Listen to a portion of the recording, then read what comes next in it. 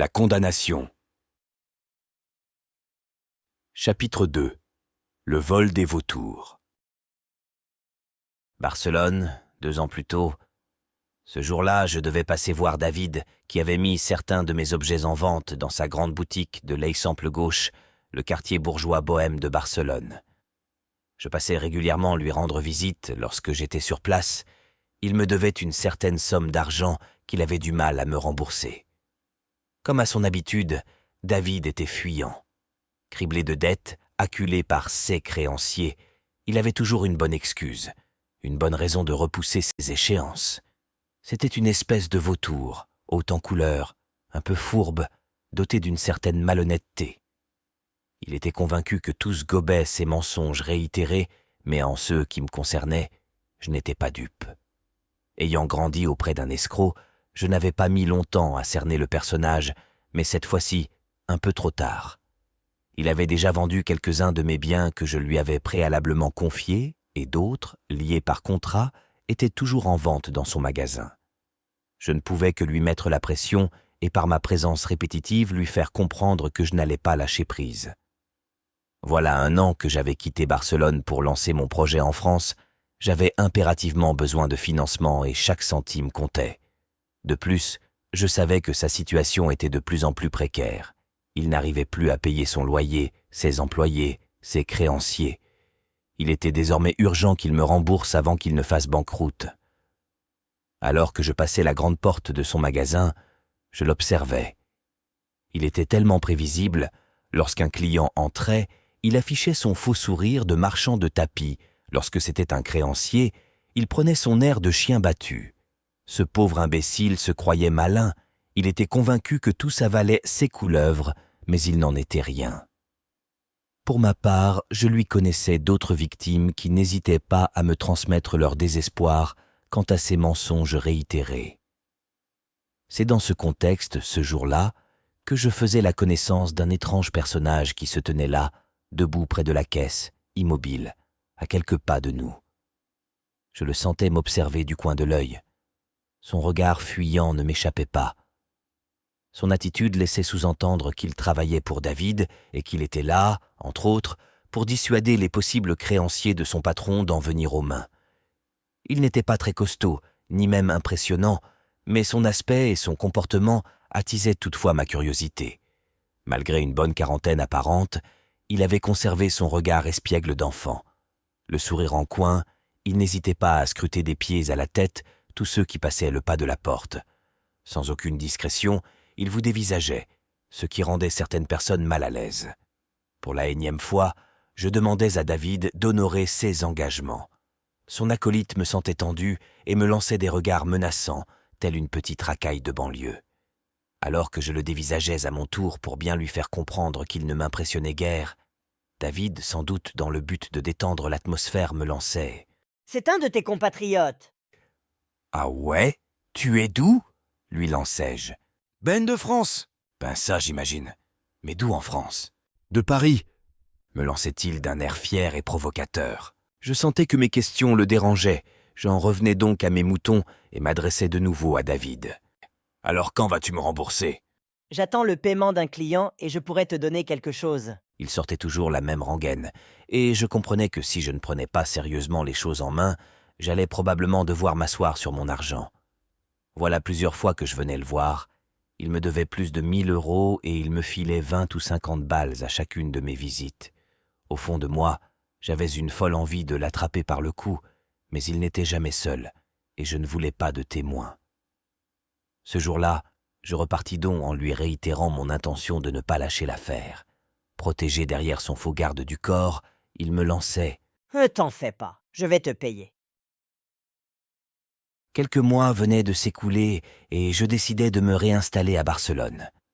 Non loin de chez lui, je reprenais la gérance d'un magasin d'ameublement. Régulièrement, je passais lui mettre la pression et invariablement, je croisais l'étrange personnage qui ne le lâchait pas d'une semelle. Il m'était impossible de me retrouver seul avec lui dans le but de lui mettre clairement les points sur les i. Je ne voulais pas non plus lui donner l'opportunité de rentrer dans un conflit et de s'en sortir aussi facilement. Les mois avançaient et, de mon côté, je vendais énormément de meubles, au point que mon associé de l'époque n'arrivait pas à suivre. C'est alors que je décidai de me lancer dans la fabrication, mais pour ce faire, j'avais besoin d'un atelier. C'est ainsi qu'une idée a surgi. Le local de David était énorme. Il fabriquait lui-même quelques meubles dans son arrière-boutique. J'allais donc m'installer chez lui, qu'il le veuille ou non. Aussitôt dit, aussitôt fait, je faisais un pacte avec lui. Un espace en échange de sa dette. L'idée ne l'enchantait pas trop, mais il n'avait pas vraiment le choix. Jamais il ne se serait imaginé que j'allais l'attaquer par là. J'installai alors, malgré lui, mon nouvel atelier dans son local. Un Italien et un Espagnol travaillaient également à mi-temps pour lui à la conception de meubles, également payés à coups de lance-pierre. Il ne semblait pas très épanoui. Tous se regardaient en chiens de faïence. David étant un expert en manipulation, il savait les monter les uns contre les autres. J'intégrai donc la superbe équipe tout en gardant mon indépendance.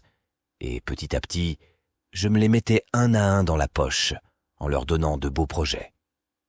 Au début, son acolyte français, qui avait été très probablement mis au fait de la situation, essayait maladroitement de m'intimider, certainement dans le but de me faire partir.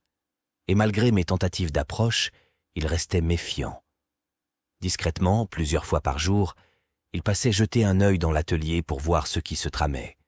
Je le surprenais en flagrant délit et lui lançais « Tu as besoin de quelque chose ?» Puis je l'attaquais frontalement. « Tu t'appelles comment ?» lui demandai-je. Surpris par ma témérité, hésitant, il me lançait maladroitement un faux prénom, le premier qui lui passait par la tête. « Michel !» Aussitôt, je détectais le mensonge et pour lui montrer que je n'étais pas dupe, je lui rétorquais d'un air malin. « Ah, c'est marrant ça. Moi aussi je m'appelle Michel. » Bien évidemment, il savait que ce n'était pas mon vrai prénom, mais nous nous prenions au jeu et nous nous appellerions désormais tous les deux Michel. « Bonjour Michel, tu as bien dormi cette nuit ?» « Ouais, et toi, Mich ?» me répondait-il d'un ton provocateur. Cela nous amusait et créait, malgré nous, une certaine complicité, bien qu'au début nous étions clairement dans un rapport de force, à nous jauger.